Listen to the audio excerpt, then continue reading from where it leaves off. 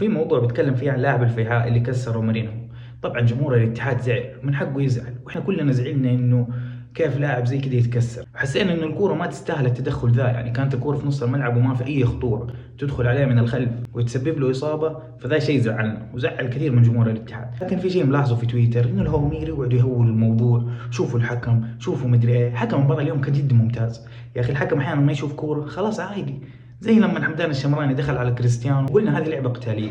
لكن انه بعض جمهور الاتحاد ينشحن من الهوامير ويروح لحساب اللاعب ويجلسوا يسبسبوه ويسبسبوا اهله ويسبسبوا ويدخلوا في ذمته عشان تدخل. لا يا اخوان، من جد حقيقه يعني احنا ما لنا في التعصب، نطقطق نتونس، لكن في امور زي كذا ابدا ما ينفع.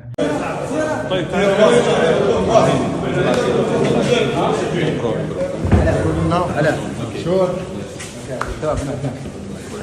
سواء على جمهور الاتحاد ولا جمهور اي فريق ثاني، يا اخي الكوره كوره، اللاعب كسر، الحكم حسب طرده، الحمد لله، ما انتبه ما ادري ايه، هذه بتحصل لكل الفرق مو فريقنا بس. فبس يعني من باب انه الشحن الزايد ده ما ينفع. وبس يا حبايب، والف مبروك على الفوز على الفيحاء.